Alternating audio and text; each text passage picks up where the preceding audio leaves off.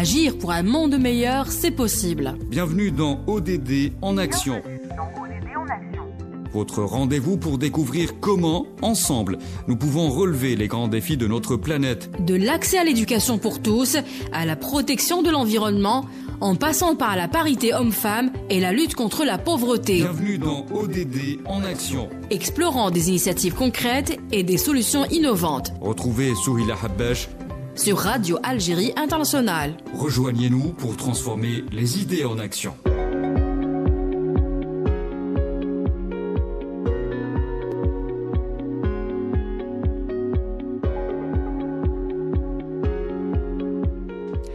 Bienvenue dans ce nouveau numéro de votre émission ODD en action.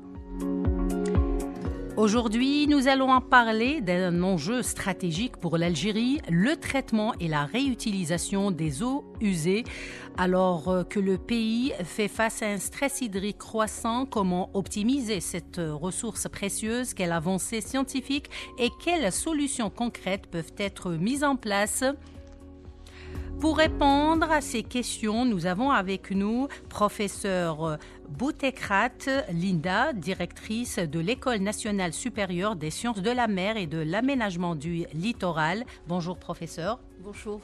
Merci pour votre invitation. Merci à vous. Et professeur Awa Bedali, professeur à l'université de Blida et responsable du réseau du traitement et réutilisation des eaux usées.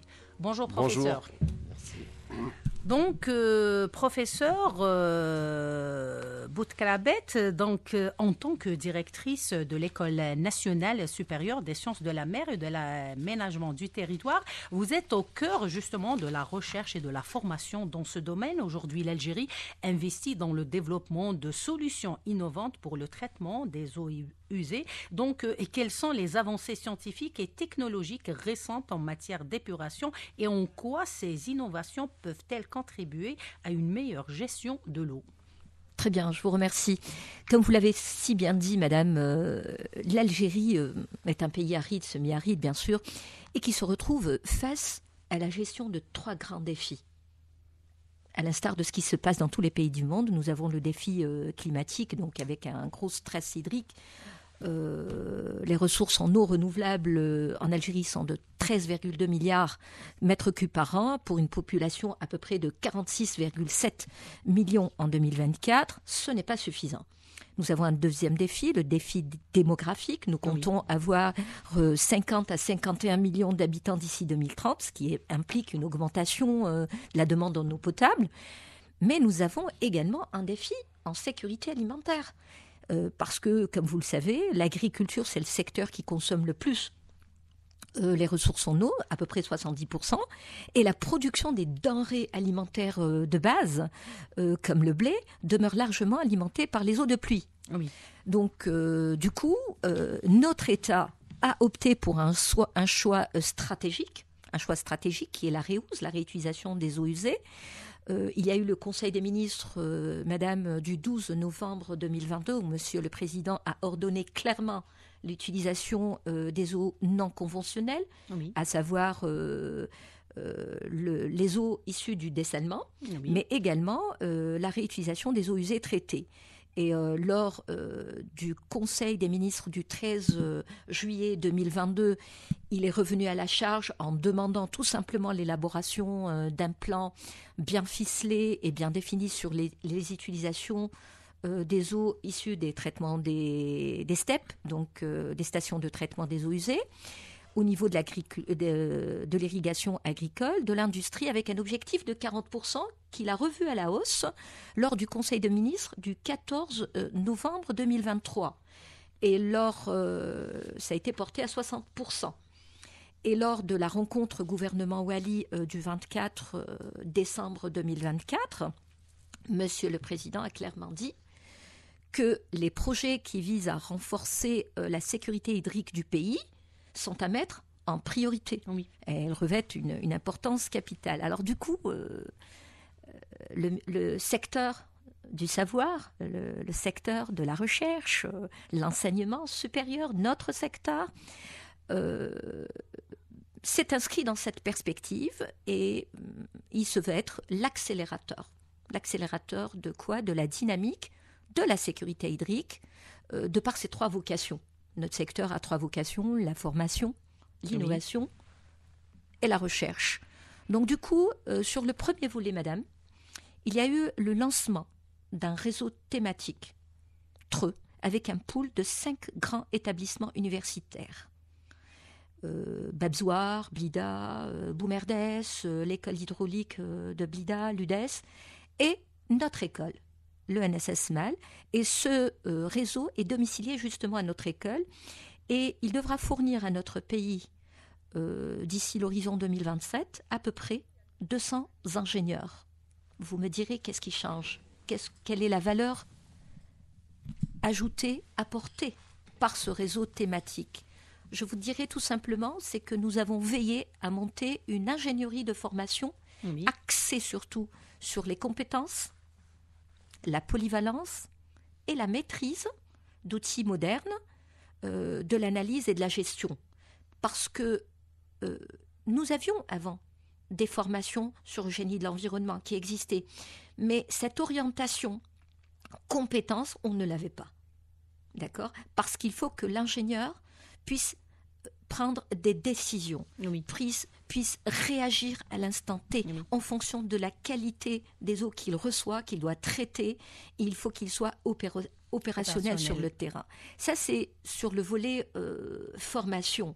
Sur le volet, le plan innovation, nous sommes à l'ère des startups. Le gouvernement encourage cette dynamique et c'est le nouveau pilier de l'enseignement supérieur. Donc nous comptons actuellement au niveau de notre secteur à peu près 38 startups qui sont en cours d'accompagnement et dans le cadre de tout ce qui est réutilisation des eaux usées. Et nous avons au niveau de notre établissement dernièrement innové en réalisant un outil numérique sur la technologie immersive Learning Stepwise. Alors, cet outil numérique, c'est un outil numérique qui est destiné à la formation de tous les ingénieurs et de tous les cadres qui existent au niveau des STEP, d'accord, et qui va les aider à la prise de décision.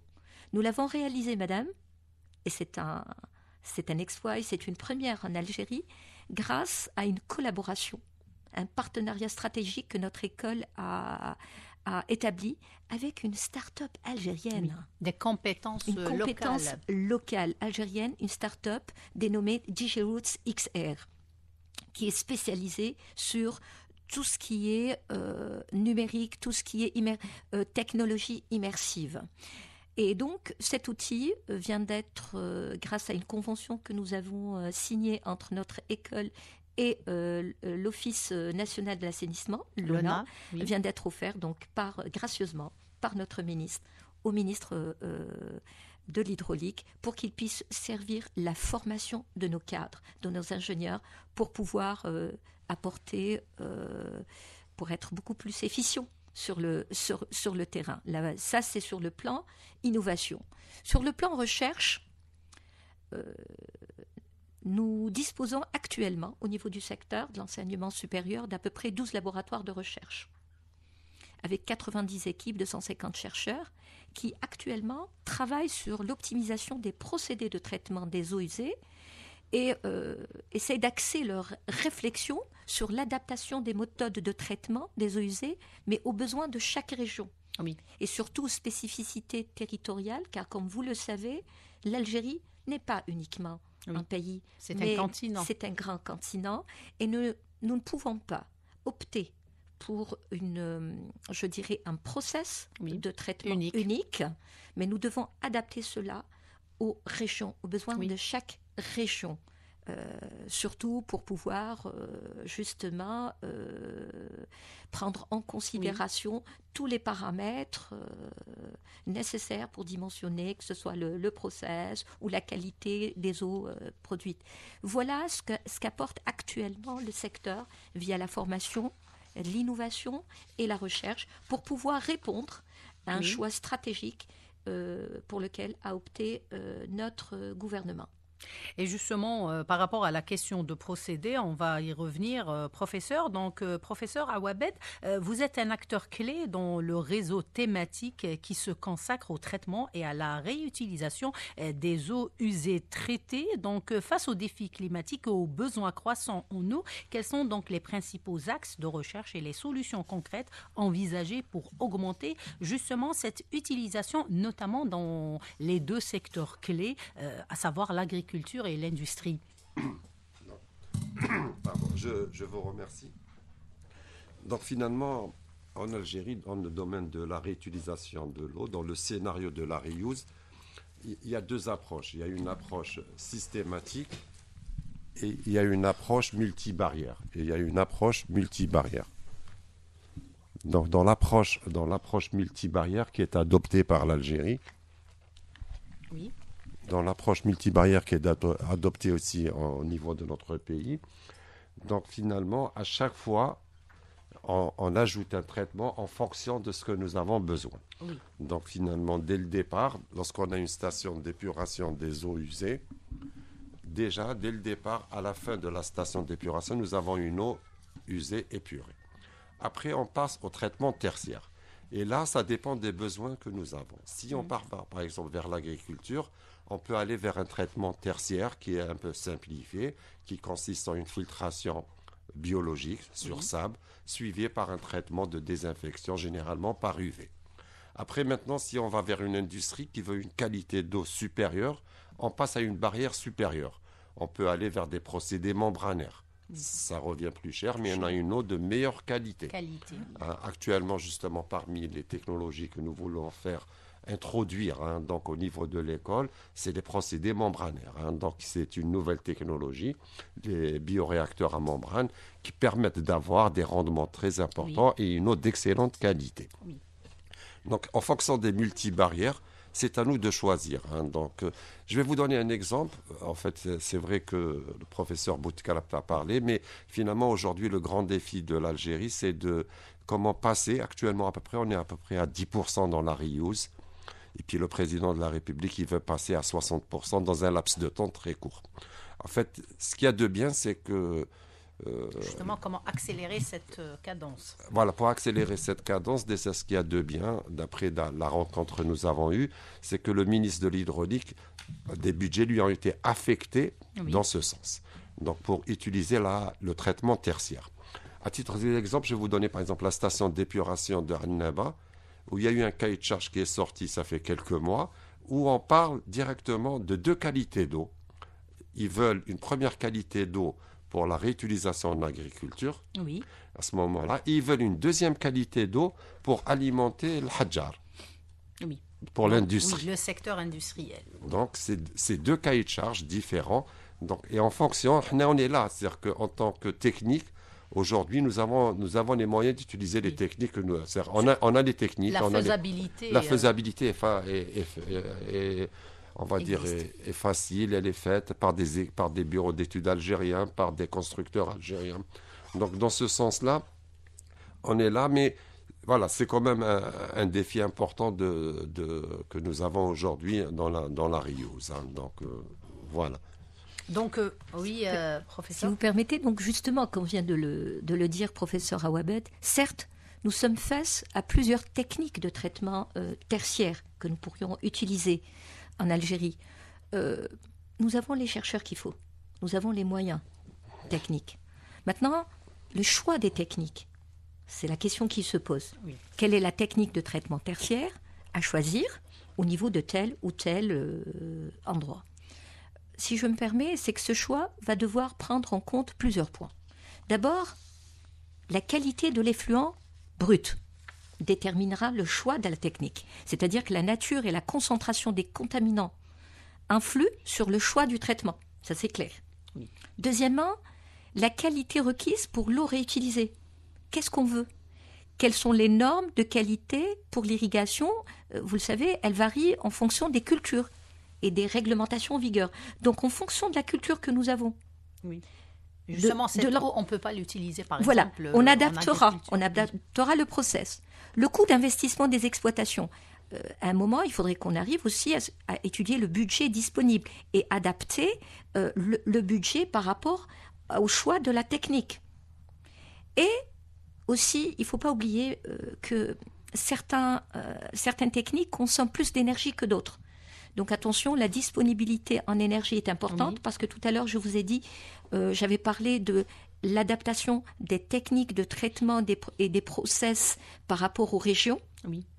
Là aussi, il faudra prendre en considération le volet énergivore. Oui, parce qu'il y a des process énergivores. Oui, énergivores. D'accord. Il y a la disponibilité de l'assise foncière, parce que c'est elle qui va définir le type de procédé sélectionné. Mais il y a aussi, madame, un volet très important, je pense qu'on devrait prendre en considération, c'est l'impact environnemental. Oui, c'est-à-dire que le choix de la technique devra prendre en compte les impacts de l'environnement. Pourquoi ? Parce que, je vais vous dire, la sécurité hydrique est très liée à la sécurité alimentaire, mais aussi à la sécurité sanitaire, mais à l'intégrité environnementale. Pourquoi ? Parce que l'intégrité environnementale de nos écosystèmes naturels en tant que système récepteur, cette intégrité, elle dépend de la qualité des eaux usées rejetées. Donc c'est un volet très très important à prendre en considération, comme l'a dit monsieur, professeur Awabed, dans le choix des process et des techniques. Nous maîtrisons les techniques, nous maîtrisons les process, mais tous les paramètres que je viens de citer sont importants à prendre en considération. C'est-à-dire qu'il faut aller au cas par cas. Voilà, pour que nous puissions vraiment optimiser toutes les actions sur le terrain. Et justement, par rapport à la question du développement du secteur de l'agriculture, aujourd'hui, l'Algérie mise sur la diversification de l'économie nationale à travers le développement d'autres secteurs, notamment le secteur de l'agriculture. On parle de réutilisation de ces eaux épurées, mais il y a aussi la question des boues. Oui, des boues qu'on peut aussi réutiliser en agriculture aussi, oui. Alors je vais commencer, si vous voulez. Allez-y. Finalement, aujourd'hui, la réutilisation des boues en agriculture, ce serait très bien. Donc, ce serait un amendement organique. Ce n'est pas un engrais, mais c'est un amendement organique qui va ramener de la matière organique. Oui. Et ça va permettre donc de fortifier la première couche de la terre, l'humus, et d'avoir de meilleurs rendements. Le problème qui se pose aujourd'hui, un petit peu partout au niveau, surtout d'Alger, c'est que lorsque nous avons fait la caractérisation de ces boues, il s'avère aujourd'hui que ces boues contiennent des métaux lourds. Oui. Donc, pourquoi ? Parce qu'il y avait des rejets industriels au niveau donc, des stations d'épuration, notamment celle de Barrari, par exemple, si je prends comme exemple. Et là, aujourd'hui, si on voit les directives de la direction de l'environnement, ces boues, en fait, on ne peut plus les utiliser en agriculture. Et puis même, ils deviennent des déchets dangereux. Même s'ils sont traités, on ne peut pas les traiter. Il y a beaucoup de projets de recherche aujourd'hui qui sont développés par la CEAL, etc., où on veut traiter ces boues. On veut traiter ces boues. Et puis après, maintenant, ces jours-ci, on parle aussi de la co-incinération. Si on ne trouve pas de solution, on va les incinérer. Donc, on parle de la co-incinération avec le groupe JK au niveau de Meftah. Là, c'est revenu. Mais actuellement, nous avons un problème. Il faudrait éliminer ces boues. Et puis après, l'idéal, ce qui serait formidable, c'est si on pouvait envoyer ces boues au barrage vert. Oui. Ce serait formidable, ça pourrait fortifier là. Mais pour l'instant, nous avons l'inconvénient majeur, c'est un petit peu les éléments métalliques traces ou qui bloquent, qui freinent. Donc, voilà. Les Restivou, il y a également des équipes de recherche qui essayent de travailler un petit peu sur le volet valorisation des boues résiduaires urbaines. Comme l'a dit le professeur Awabed, ces boues, c'est vrai, elles peuvent être utilisées comme amendement du sol. Elles sont très riches, justement, en matière organique. En nutriments. Par contre, en nutriments, mais il y a des métaux lourds. Alors, nous avons en parallèle un autre souci en Algérie, c'est les ordures ménagères. Donc, certaines équipes essayent de travailler aussi, qui sont aussi également, qui présentent aussi une certaine valeur en azote, et donc essayent d'aller sur une voie de valorisation des boues résiduaires en allant sur le compostage conjoint entre les boues résiduaires que nous avons et les ordures ménagères. Ça nous permettrait, si on arrive à valoriser cette voie, à éliminer justement deux problèmes. d'un seul coup. Mais c'est vrai que le problème des métaux lourds est important. Pourquoi ? Parce que c'est à cause justement des industries voisines, justement, où il y a des rejets et il y a justement les connexions ne sont pas bien identifiées. Si on n'avait que le réseau ménager, pour pouvoir, on aurait des bouts qui seraient beaucoup moins... La composition de ces... serait différente. Donc il y a aussi le problème aussi à revoir tout ce qui est les connexions informelles de certaines industries par rapport au réseau. Oui. Et aussi, peut-être qu'il faut aller vers la sensibilisation, surtout vers l'utilisation, si on parle d'industriel, professeur, l'utilisation des stations d'épuration, un pré-traitement pour avoir une eau moins polluante. Vous savez, actuellement, le modèle qui existe, les modèles des steppes que nous avons, c'est à peu près le même. Un petit peu vous avez les traitements classiques des grillages, des sablages, des huilages. Ensuite, on va sur la décantation primaire et autres. Mais là, ça ne suffit pas. Parce que tout ce que vous enlevez, en fait, là, on s'adresse à un public justement large, il faut dire que vous avez une pollution qui est dans cette eau usée, vous allez l'enlever, vous traitez l'eau. Oui. Mais cette pollution, elle ne va pas disparaître. Elle va être dans les boues sous forme de boue. Et jusqu'à présent, on utilisait des lits. Et il y avait l'épandage. C'est pas possible. On ne peut pas continuer. D'abord, si vous avez des habitations tout autour des steppes, c'est une catastrophe en termes d'odeur nauséabonde. Deuxièmement, vous avez les infiltrations. D'accord ? Donc, ce n'est pas bon pour nos nappes phréatiques. Et en plus, les quantités grossissent au fur et à mesure. Si nous envisageons d'aller de plus en plus vers la reuse, nous allons produire un autre déchet. Donc, il ne faudrait pas qu'on aille sur la solution d'un problème pour en créer un autre. Donc, la meilleure façon, c'est d'encourager toutes nos équipes de recherche actuellement pour aller sur une réflexion pour trouver des solutions élégantes dans le cadre de la réutilisation de ces boues résiduaires via la valorisation. Et il y a la voie du compostage qui s'ouvre à nous, surtout le compostage conjoint, vu la qualité actuelle de nos ordures ménagères, puisque nous sommes encore à l'ère où nous épluchons nos légumes, nos fruits, et donc il y a une certaine valeur que nous retrouvons dans nos ordures ménagères qu'on pourrait utiliser pour ce compostage conjoint, pour cette voie de valorisation. Une matière organique.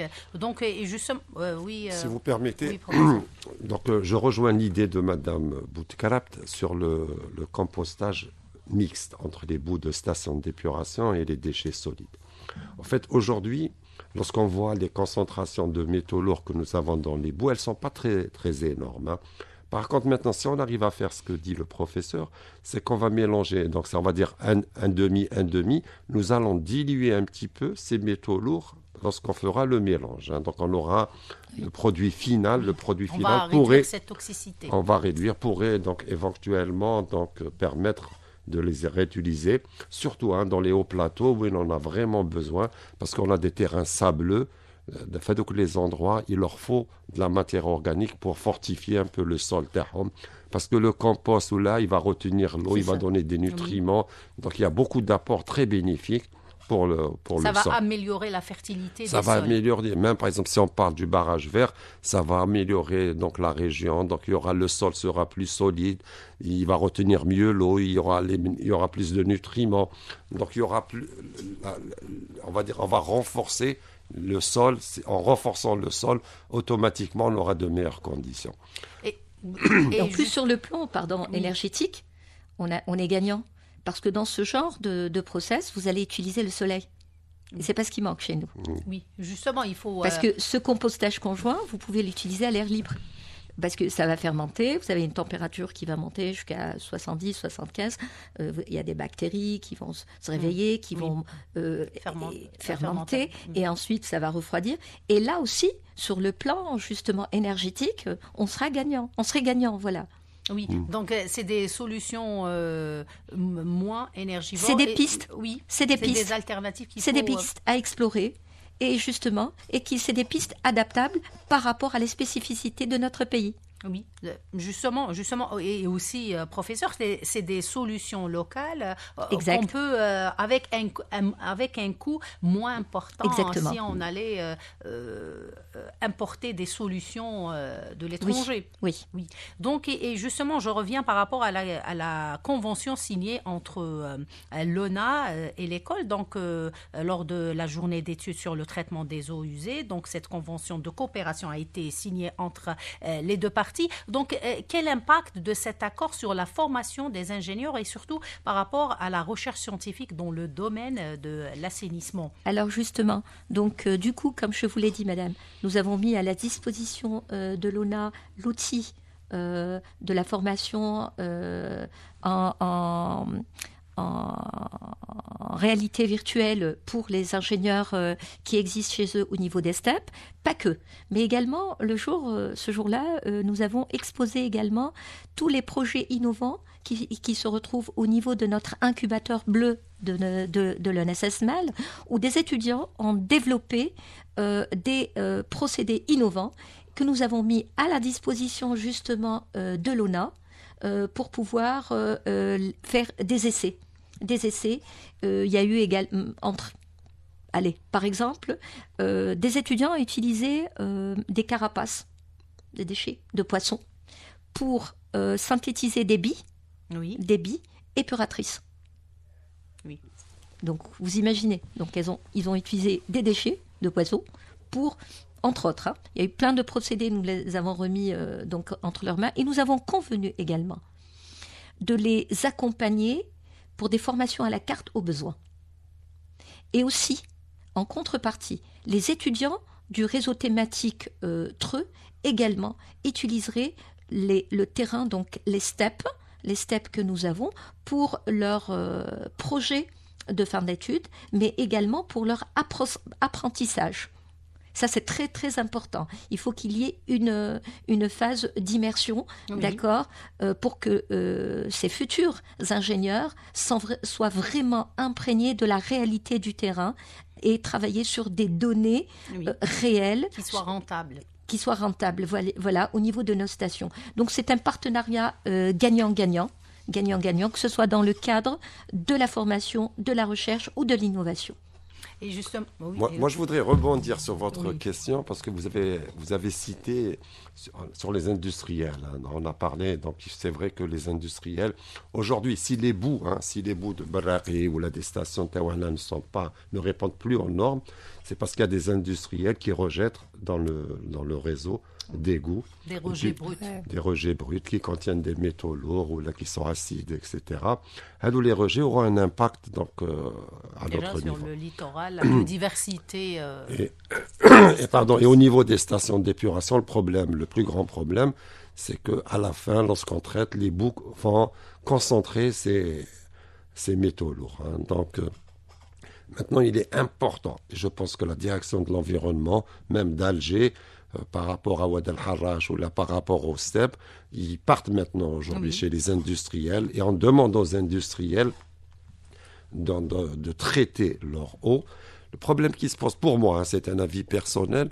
En fait, vous avez utilisé un terme tout à l'heure que beaucoup de gens utilisent. On dit, il faut dire aux industriels de pré-traiter. C'est logique. Mais en fait, finalement, on va aux industriels aujourd'hui, on leur dit il faut traiter votre eau, pas la pré-traiter. Alors, c'est ça le problème. C'est-à-dire que maintenant, en traitant l'eau, parce qu'on a deux normes. Hein, on a la première norme de 2006, donc qui est très serrée, où il faut rejeter l'eau avec des valeurs de DBO de 30, de DCO de 90 et MES de 30. Donc, si on applique cette réglementation, qui est très appliquée par la direction de l'environnement, donc c'est carrément un traitement qu'on demande aux industriels. Et un tel traitement complet revient cher aussi, il faut le dire. Hein. Ça revient cher aux industriels. Donc, c'est pour ça qu'il y a une certaine lenteur. Et puis, il y a le deuxième décret de 2009, qui est, on va dire, c'est le décret de l'hydraulique. C'est pour le rejet dans le réseau d'égouts où les valeurs sont plus élevées. Les valeurs sont plus élevées. Et à ce moment-là, les normes diffèrent. Elles diffèrent. Hein. Donc, il faudrait trouver un compromis qui permettrait d'un côté à l'industriel de faire un pré-traitement, comme on dit, qui lui permettrait d'abattre la pollution. Et surtout, le problème, c'est qu'il abat la pollution, lorsque ça vient au niveau de notre steppe, ça ne perturbe pas mon traitement. Voilà, et puis j'ai pas de métaux lourds. Donc voilà, c'est-à-dire que là aussi, l'industriel a un rôle. Et puis après, je vais dire aussi quelque chose. Est-ce qu'il ne faudrait pas, à un moment, aider en fonction des industries, oui, les aider en partie pour qu'ils puissent réaliser leur station?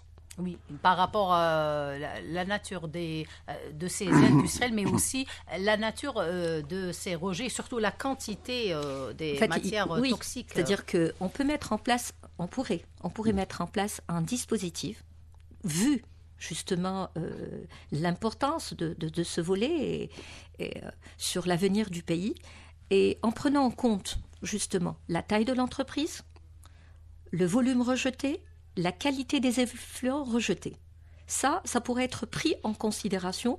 Ça ressemblerait en quelque sorte un petit peu à ce qui a été mis par le gouvernement algérien dans le cadre de l'accompagnement des entreprises agroalimentaires dans leur mise à niveau. Oui. On pourrait dupliquer le modèle au niveau sur le volet reuse auprès des industries concernées.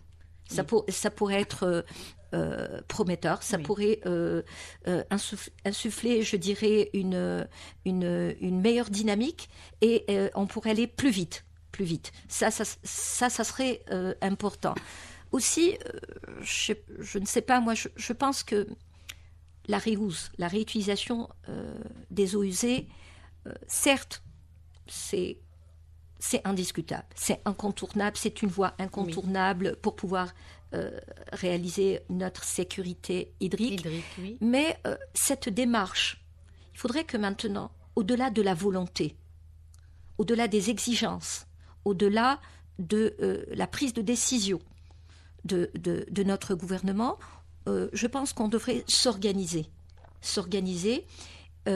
pour atteindre nos objectifs rapidement et d'une manière efficiente. C'est-à-dire qu'il faudra revoir cette reuse dans une démarche intégrée. Prendre en considération le volet réglementaire. Oui, c'est important, oui. Le volet réglementaire est important. Le volet technique. Donc vous avez un volet réglementaire qui doit accompagner les différents secteurs.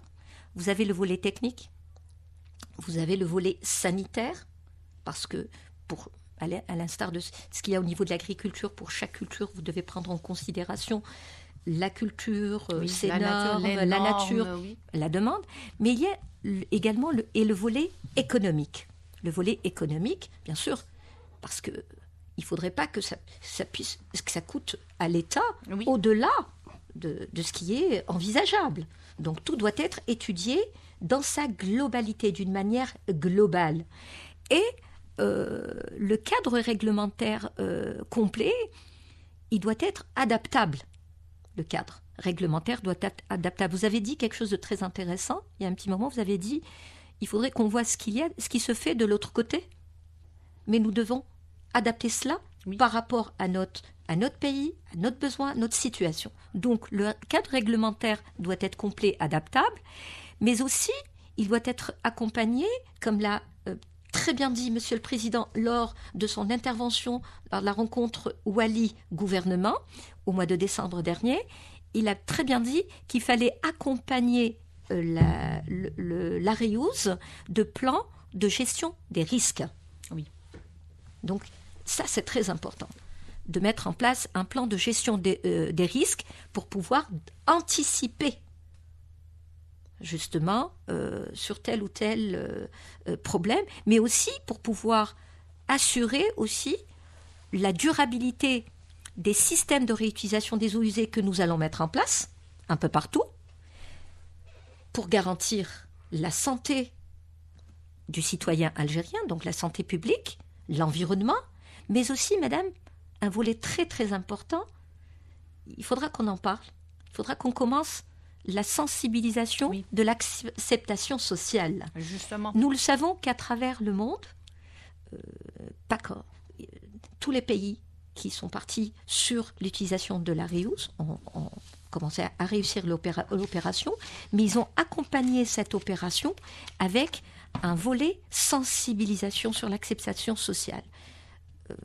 Nous sommes en train de parler entre nous, mais même vous, ou au professeur Awabed, qui est professeur, qui est scientifique, ce n'est pas évident pour un citoyen. Oui, justement, de changer les mentalités. De changer les mentalités, de lui dire, voilà, cette eau que tu as dans ton verre, ou qu'on utilise pour l'arrosage, vient des eaux usées. Donc il est très important d'accompagner toute cette démarche de reuse avec la sensibilisation pour atteindre l'acceptation sociale et adapter les méthodes de sensibilisation et les voies que nous allons utiliser au territoire. J'utiliserai aux régions le terme territoire et région parce que nous sommes en Algérie un pays composé de plusieurs régions et de territoires. Donc il faut adapter les méthodes de sensibilisation, les méthodes d'approche au territoire et à nos régions aussi. Oui, professeur Awabed, j'allais vous poser la question par rapport à la question par rapport aux techniques. Le choix des techniques, justement, professeur Boutet Kerbat a souligné un point important, c'est que l'Algérie est un pays continent, il y a plusieurs régions, on ne peut pas aller vers des solutions identiques à travers le territoire national. Donc, le choix de ces techniques, professeur. Alors, regardez, donc il y a le choix des techniques d'abord dans la station d'épuration, donc le traitement, les procédés. Aujourd'hui, au niveau du nord algérien, on utilise le bois activé, donc qui est très utilisé, on va dire à 80%. Alors par contre, pourquoi le bois activé? Parce que l'impact sur le sol est petit, donc dans les grandes villes, etc. Mais dès qu'on sort sur les hauts plateaux dans le sud, donc, les espaces, donc on n'a plus de contraintes d'impact sur le sol. Et là, on peut utiliser d'autres procédés. Il y a le lagunage qui est utilisé. Le lagunage utilise aussi le soleil, etc. Très développé au sud. C'est des techniques qu'on doit développer. Maintenant, ce qui nous intéresse aujourd'hui, c'est le traitement tertiaire. Le traitement tertiaire qu'il faudrait adapter en fonction des régions. Mais aujourd'hui, le traitement tertiaire, dans un premier temps, ce que fait l'ONA dans les cahiers de charge, c'est qu'on termine par une filtration sur sable suivie par une désinfection par UV. Donc c'est un traitement qui permet d'avoir une qualité d'eau qui répond aux normes en termes d'irrigation, etc. Maintenant, le problème qui se pose, et puis quand je vais revenir, en fait, finalement, c'est les risques qui existent au niveau du terrain en Algérie. Parce qu'il y a des contraintes en Algérie. Oui. D'abord, et surtout, il y a des réticences par rapport à ça. Il y a des réticences. L'information des agriculteurs. Les agriculteurs ne sont pas informés de la RIUS. Il faudrait des cycles d'information, il faudrait la chambre de les sensibiliser et de leur dire que nous avons de l'eau disponible, qu'on peut vous la ramener directement. Troisièmement, l'eau, elle contient des nutriments.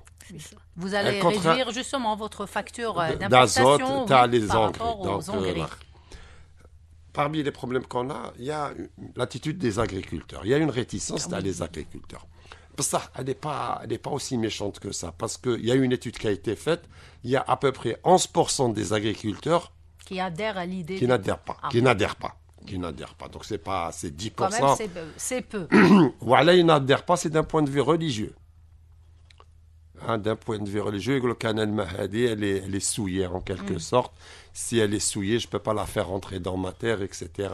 Donc voilà à peu près un autre problème, il y a une autre contrainte. Mais après, il y a l'aspect réglementaire aussi. Nous avons alhamdoulilah, c'est que dans le domaine de la RIUS, il y a la réglementation. Elle est un peu contraignante, mais elle existe. Elle est là. Donc voilà, elle est un petit peu contraignante pour l'agriculteur, dans un premier temps. Et puis après, dernier point, c'est l'organisation et les infrastructures. Parce que finalement, c'est bien, j'ai une station d'épuration. Justement, j'allais vous poser la question, comment faire arriver cette eau à l'agriculteur? C'est ça. Le transport. Des fois, on fait tout. Et puis après, c'est une chaîne. C'est une chaîne, voilà. Il faut organiser. Donc, d'abord, il faudrait un bon suivi, les analyses les eaux usées pour que nos surblés répondent aux normes avant de les donner aux agriculteurs. Et faire parvenir aussi. Et puis après, il y a l'Office national de drainage, d'irrigation, l'ONID. C'est elle qui doit maintenant s'occuper de Goulena. Voilà, le périmètre que je dois irriguer. Après la station d'épuration, c'est-à-dire, c'est ce que je disais une fois au ministre des Ressources en eau, on construit la station, on va payer, je ne sais pas moi, on va dire 10 milliards, pour 400 millions, tu as les conduites pour donner, on s'arrête. On s'arrête. Non, le projet maintenant doit être intégré, qui m'a dit madame. C'est une démarche intégrée. Justement, peut-être par rapport à la question de la réticence, justement, comment le transport de cette eau, peut-être l'agriculteur, il est pour l'utilisation, mais il faut lui ramener l'agriculteur. Il faut lui faire arriver gracieusement. Gracieusement dans un premier temps. Chauffé à Tlemcen, ils en demandent. Ils ont ramené l'eau. Il y a des agriculteurs, on a assisté à une journée, on est satisfait zédonnellement, ils sont d'accord. Donc finalement, l'agriculteur, il a gratuitement, comme on dit, ou gracieusement, comme vous voulez. Dans un premier temps, on doit lui ramener l'eau parce que c'est notre but. حنا شوفي كي نعطيو له الماء ويستعملوا في الزراعه ما يستعملش لا sonde تاعو ما يستعملش les eaux souterraines. Voilà ce qu'on cherche. C'est plus important parce que nos nappes souterraines, elles sont surexploitées. Le niveau, il est en train de descendre de plus en plus. Aujourd'hui, pour avoir de l'eau, même pour de l'eau potable, il faut aller à 200 mètres ou plus de 200 mètres. Alors que ça fait quelques années, on était à 50, 100 mètres, etc. Donc, on va préserver nos nappes phréatiques tout en donnant une eau d'excellente qualité à l'agriculteur. Non seulement, mais l'irrigation avec des nutriments disponibles gratuitement. Donc, voilà. Donc, il faut, justement, le point important, il faut travailler sur la sensibilisation, cibler cette sensibilisation. C'est un facteur de réussite de cette voie. De cette voie d'utilisation d'eau non conventionnelle. C'est clair, c'est la sensibilisation. Mais vous me permettez, madame, professeure Aweb, jusqu'à présent, on a parlé de l'agriculture, de l'irrigation. Attention, les eaux issues du traitement des eaux usées, il n'y a pas que le secteur de l'agriculture qui peut les absorber. Il ne faut pas qu'on oublie également le secteur de l'industrie et le secteur urbain. Je pense que ces deux secteurs vont nous aider à réduire de beaucoup l'utilisation. Comparé au secteur de l'agriculture. C'est vrai que le secteur de l'agriculture est très important pour nous parce que l'objectif actuel de l'Algérie, c'est la relance d'assurer la sécurité alimentaire. D'assurer la sécurité alimentaire. Mais comme je vous l'ai dit, il n'y a pas que le secteur de l'agriculture. Parce que de l'autre côté, parce qu'il faudrait qu'on reprenne clairement. Monsieur le Président a opté pour un objectif de 60%. 60% de quoi? Pas de traitement des eaux usées, mais de réutilisation. Et si on considère uniquement le secteur de l'agriculture, ça ne sera pas suffisant. Il faudra prendre en considération l'industrie et le secteur urbain. Je vais vous dire, en industrie, si on se remet à utiliser les systèmes de refroidissement circuit ouvert ou fermé, les eaux de lavage, l'alimentation des chaudières, d'accord, les eaux de process, vous avez la protection contre l'incendie. D'accord. Et cela ne va pas avoir justement d'impact sur côté sanitaire et parce environnement. Attention, il faudra prendre en considération aussi les traitements utilisés. Il faudra respecter, comme je l'ai dit tout à l'heure, les normes. Parce qu'attention, si vous avez des métaux lourds dans ces eaux, il y a le risque d'inhalation. Attention, via les chaudières et autres. Par contre, comme je vous l'ai dit, en ayant pris en considération les normes en fonction de la destination de l'eau traitée, je pense que le volet industrie est à prendre en considération parce que, attention, les filières les plus réutilisatrices dans le monde de l'eau usée traitée sont les industries pétrolières, et c'est une industrie très présente chez nous. Oui. Il y a l'industrie textile, automobile, mais il y a aussi la production de papier, les industries électroniques et alimentaires. D'accord ? Donc, toutes ces industries devraient se mettre justement sur la réutilisation des eaux usées. Donc l'acheminement ne doit pas, la réflexion de l'acheminement des eaux traitées ne doit pas porter uniquement sur l'agriculteur, mais également sur les zones industrielles qui comporteraient justement ces filières utilisatrices potentielles. De même que pour le secteur urbain, l'irrigation des espaces verts, le nettoyage des rues, le lavage des voitures, également au niveau des APC, l'organisation des APC, il faudra commencer à réfléchir pour introduire cette voie dans leur gestion, dans leur plan de gestion des municipalités. Et justement, par rapport au secteur de l'industrie, par exemple, ils peuvent traiter l'eau et la réutiliser eux-mêmes dans Exactement. Oui. Donc ça, c'est très, très important. Attention, c'est pour ça que j'ai dit tout à l'heure que la réuse, il faudrait qu'elle soit prise de notre pays avec une vision intégrée globale qui prend en compte les différents secteurs, mais d'une manière adaptée en fonction des normes exigées pour assurer la sécurité sanitaire. Oui. Je voudrais ajouter, en milieu urbain, par exemple, il y a eu un accord qu'il y a eu entre la station d'épuration de Blida, de Bni Mered, et Blida Hadayq. En été, Blida Hadayq, qu'est-ce qu'ils font? L'arrosage de tous les espaces verts de Blida, ils partent à la station d'épuration pour s'alimenter, avec une eau usée, épurée, de bonne qualité. Donc c'est un point important. Gagnant. Oui. Hein, c'est un exemple. Voilà. Il faudrait dupliquer, voilà. Oui. Donc finalement, même si demain, par exemple, j'ai un contrat avec Hadayq, je peux lui faire un petit traitement tertiaire pour qu'il ait son eau de bonne qualité. Vous m'avez compris, je ne vais pas faire un traitement tertiaire pour toute l'eau. Oui. Par exemple, Hadayq, il me dit, je veux telle quantité, selon leurs besoins, on peut leur donner l'eau qu'ils veulent. Et puis là, par exemple, ils ont vu, après analyse des caractéristiques physico-chimiques et biologiques, chaque été, ils prennent ça.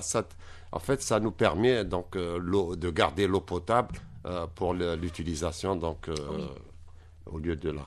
Oui, justement. L'industrie, les industriels, on peut leur faire, ils peuvent payer le traitement. Le traitement voilà, voilà, c'est ça. Bon, les industriels, l'eau arrive presque gratuitement. Oui. Ils doivent payer, ils doivent savoir qu'ils doivent payer leur eau. Maintenant, on peut leur donner de l'eau de la reuse, mais pour arriver à la qualité qu'ils veulent, ils doivent avoir des traitements supplémentaires, développer des technologies pour avoir une eau de bonne qualité. Mais c'est faisable, moyennement un investissement. Oui, et justement, et en termes de politique publique, comment le programme justement du gouvernement pour réutiliser 30% des eaux usées traitées d'ici 2025 influence-t-il, il y a une influence justement sur les projets de recherche et les initiatives locales dans ce domaine? Sincèrement, moi je dirais qu'actuellement, avec la dynamique de lancement de start-up au niveau des incubateurs, des différents établissements universitaires, je pense qu'il y a un travail de motivation, de sensibilisation à faire auprès de nos jeunes étudiants, d'accord, et de les inciter à aller sur cette voie, aller sur des projets qui porteraient beaucoup plus sur les priorités nationales, telles que la sécurité hydrique pour assurer la sécurité alimentaire.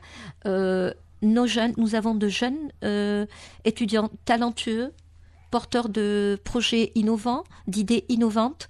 Leur orientation sur ce secteur, je pense, apporterait une valeur ajoutée rapide et effective dans ce sens. Oui, professeur, justement, au niveau de l'université aussi de Blida, je pense qu'il faut aujourd'hui, cibler cette formation et surtout pour développer ces projets, comme l'a souligné le professeur, pour aller vers sortir de la phase expérimentale et aller vers l'industrialisation de ces projets. Madame, actuellement, il y a beaucoup de projets de recherche dans ce domaine. Cet été, par exemple, un projet de recherche sur l'ozonation des eaux usées a été primé, et puis il a été pris en charge par la Direction générale de l'environnement, Ma'alona. Donc c'est une technique, on va dire, qui a été trouvée dans un labo algérien qui va être appliquée. Oui. Donc pour vous dire qu'il y a de la recherche. Oui. Et puis après, maintenant, nous avons des thématiques de recherche qui sont très précises. Maintenant, dans le domaine du dessalement ou la reuse, donc, par exemple, je vais prendre les gens qui travaillent la AEC, par exemple, fait le dessalement, c'est eux qui proposent leur thématique qu'ils cherchent. Le problème, ils ont le problème. Les chercheurs, on est là, on développe des solutions adaptées. Hein. Donc, on développe des solutions. Mais là, je vous ai dit au départ, c'est que les solutions, nous avons maintenant, c'est une combinaison des solutions. C'est en fonction de la qualité de la sortie. Donc, là, techniquement, nous pouvons répondre à tous les besoins. Justement, d'où l'importance aussi de travailler avec ces opérateurs très économiques. Bien, c'est très important. Le pan secteur important. économique, université est très très important dans tous les secteurs, madame. Et si nous ne travaillons pas en étroite collaboration, si nous ne le faisons pas, nous ne pourrons pas aller de l'avant. La construction du pays repose sur cette étroite collaboration. Les scientifiques, certes, sont là. Ils ont des capacités, ils ont des compétences pour répondre à des problématiques bien précises. Mais faudrait-il que les problématiques soient exprimées par le secteur utilisateur? Il doit exprimer son besoin. Et c'est là où je vous dis que dans le cadre des conventions, des collaborations signées entre le secteur utilisateur, à l'instar de ce qui a été fait par notre école, le NSS-MAL et l'ONA, c'est que nous attendons également des STEP, et de l'Office national d'assainissement qui nous exprime des problèmes concrets vécus sur le terrain pour que nous puissions les soumettre à nos chercheurs, à nos étudiants également, en fin de cycle, pour qu'ils puissent travailler sur ces problématiques et apporter des solutions réalisables et viables. Oui, professeur. Oui, justement, par rapport à cette réalisable surtout. Justement, il faut souligner ce point important, réalisable et surtout local avec des compétences locales. Mais c'est ça, sinon c'est pas possible. Sinon c'est pas possible. Voilà, il faut toujours revenir au terrain. Il faut que toutes les solutions soient viables et réalisables. Et si je peux me permettre, madame, je vous dirais que la chaîne est beaucoup plus grande que cela. Moi, c'est pas parce que je suis de l'enseignement supérieur, que je suis chef d'établissement d'un enseignement supérieur, que je vais parler uniquement de mon secteur. Moi, je vous dirais que la chaîne commence avec la petite enfance, madame. Oui. Nous avons un travail à faire au niveau du ministère de l'Éducation. Nous avons un travail de sensibilisation, de conscientisation à tous les niveaux. Si, au niveau de la petite enfance, il doit y avoir un gros travail pour que l'enfant puisse comprendre que l'eau est une denrée rare, précieuse, vitale, et que le gaspillage, la notion de gaspillage, doit être traitée dès la petite enfance. Que lorsqu'on se lave les mains, on doit fermer le robinet. Que lorsqu'on se lave les dents, on se brosse les dents, on doit fermer le robinet. Le citoyen algérien doit aider également l'État pour arriver à notre sécurité hydrique, en évitant de laver les voitures avec de l'eau potable, en évitant le gaspillage, surtout pendant la saison estivale. Pendant l'été, estivale. Il faudrait que le citoyen soit conscient qu'actuellement, le nerf de guerre réside dans la ressource. La sécurité hydrique, la ressource bleue. C'est le nerf de guerre du futur, de notre futur. Quand on parle de sécurité hydrique, c'est la sécurité alimentaire. On ne peut pas avoir de sécurité alimentaire si on n'a pas de sécurité hydrique. Et qui dit sécurité hydrique, sécurité alimentaire, nous emmène vers la sécurité nationale. Merci. Professeur, peut-être donc la conclusion, Thierry, c'est la raison pour laquelle de ce débat qu'on est parti vers de la formation, former des gens très spécialisés dans la reuse pour répondre à ces besoins. Donc, Inch'Allah, d'ici l'année prochaine, on aura des compétences algériennes, Mia où ils seront formés dans ce domaine. Donc, voilà, c'est ce que je voulais dire. Merci, professeur. Donc, je rappelle que vous êtes professeur à l'Université de Blida et responsable du réseau thématique. Merci à vous également, professeur Boutek Herbet, Linda, directrice de l'École nationale supérieure des sciences de la mer et de l'aménagement du littoral. C'est la fin de votre émission. Excellente écoute sur Radio Algérie Internationale.